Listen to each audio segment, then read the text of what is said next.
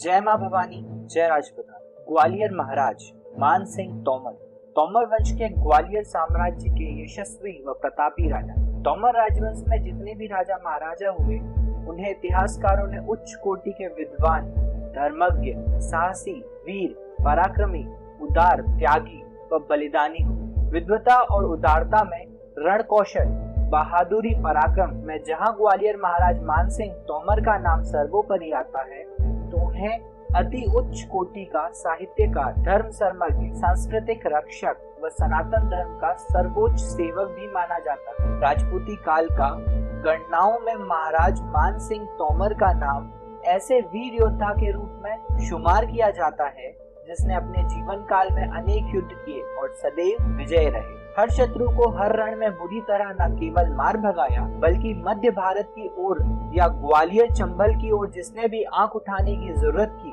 उसका या तो शीश उतार लिया गया, या कैद कर लिया, या भागने पर मजबूर कर दिया। अपनी मृत्यु काल तक अविजित रहे इस विजेता महाराज की सबसे बड़ी खासियत थी संगीत, नृत्य, साहित्य व प्रभु से लगाव। प्रेम, प्यार और प्रीति की साक्षात प्रीति मूर्ति महाराज मान सिंह तोमर की राजपूत रानियों के अलावा एक गुर्जर प्रेमिका भी थी, जिसका नाम निगनी था। सुंदरता व बहादुरी की बेजोड़ मिसाल निगनी या मृगनयनी महाराज मान सिंह तोमर की अतुल्य प्रेमिका, जिससे महाराज मान सिंह तोमर ने विधिवत विवाह कर ग्वालियर किले के निचले हिस्से में एक अलग से महल बनवाया, जिसे गुजरी महल कहा जाता है। मान मंदिर महाराजा मान सिंह तोमर के राजमहल के ऐन नीचे ग्वालियर किले के निचले हिस्से की तराई में गुजरी रानी का राजमहल स्थित है। महाराजा मान सिंह तोमर के राजमहल से एक सीधी सुरंग गुजरी रानी के राजमहल गुजरी महल तक जाती है। इसी सुरंग के जरिए महाराज मान सिंह तोमर अपनी प्रियतमा रानी मृगनयनी निगनी से मिलने जाते थे। बेहद खूबसूरत नेत्रों व कमल नयनों वाली इस बहादुर शूरवीर गुर्जर रानी उसकी सुंदरता से, सौंदर्य से अभिभूत होकर महाराज मान सिंह तोमर ने उसे मृगनयनी नाम दिया और इतिहास में महाराज मान सिंह तोमर की यह प्रेमिका रानी मृगनयनी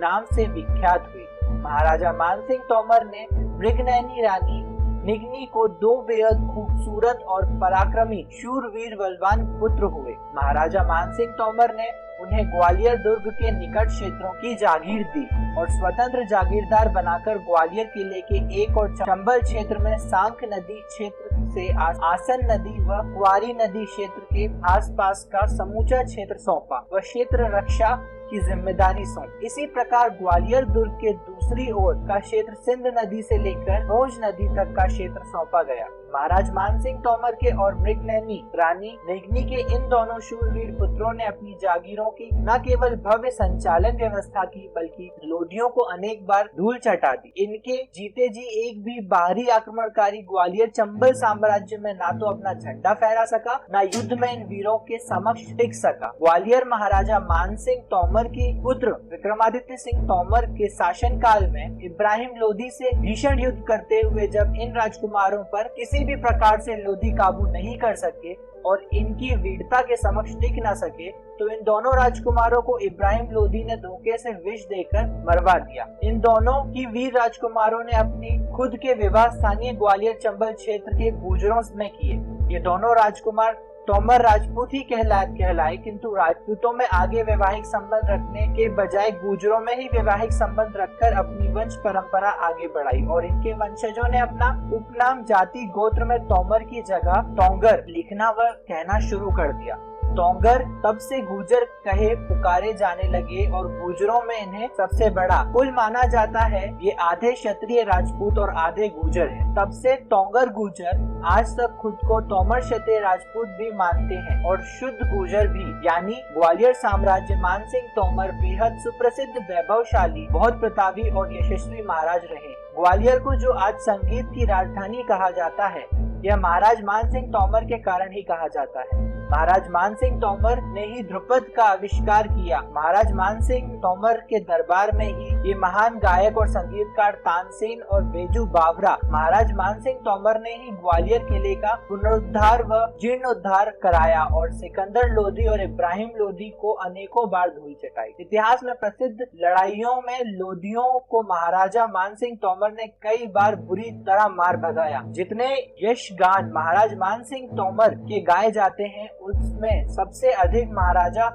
मानसिंह तोमर के साथी संगीत सम्राट तानसेन के भी यश गान प्रसिद्ध है। महाराज मानसिंह तोमर के रहते कोई मुगल या लोधी या बाहरी आक्रमणी मध्य भारत तक पांव नहीं धर पाया। महाराज मानसिंह तोमर का ही एक सेनापति कुंवर तेजपाल सिंह तोमर था जिसने दिल्ली के लोधी दरबार में सिंह गर्जना कर हुंकार भरी थी कि मैं वो तोमर हूँ जिसके पुरखे ने इसी दिल्ली में किल्ली गाड़ी थी, जो शेष नाम के फन को चीरती हुई धरती में धसी और पार कर गई। उसने लोधी के ही दरबार में लोधी को बुरी तरह गरिया डाला और कहा कि हम तोमर हैं, तेरे जैसे दुष्टों को चीर कर धरती को तेरे लहू से स्नान करा देंगे। इस पर लोधी ने दूध की मर्यादा भूलकर उसका सिर वहीं कलम करवा दिया था और दिल्ली के पुराने किले के तोमर महल में उसका कटा हुआ सिर लटकवा दिया था। लेकिन उसने अपना सिर कटने से पहले लोधी के दरबार में काफी प्रलय ढा दिया था और लोधी के कई दरबारी और सेना प्रमुख को मारकर मौत के घाट उतार लोधी का दरबार लहू से लाल कर दिया। महाराज मानसिंह तोमर महान साहित्यकार भी थे।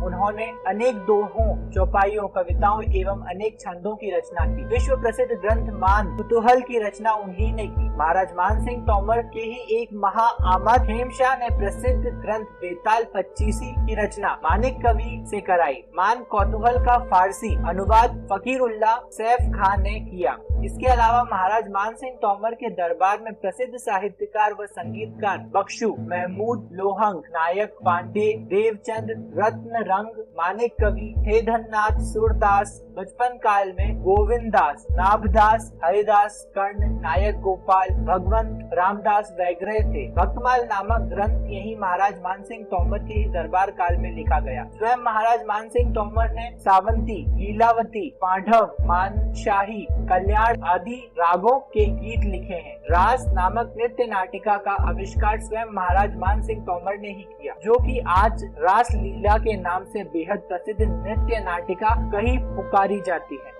महाराज मानसिंह तोमर ने ग्वालियर के निकट ही बरई में विशाल रास मंडल का निर्माण कराया। रास नृत्य शैली को ब्रज क्षेत्र में ले जाकर हरिराम, हरिवंश और हरिदास ने चरमोच्च कर पहुंचाया। ऐसे महान वीर क्षत्रिय राजपूत सम्राट महाराज मानसिंह तोमर जी को शत शत नमन। ये वीडियो आप लोगों को कैसी लगी हमें कमेंट बॉक्स में अवश्य बताएं। लाइक, शेयर, सब्सक्राइब करना बिल्कुल ना भूलें। जय मां भवानी, जय राजपूताना। धन्यवाद।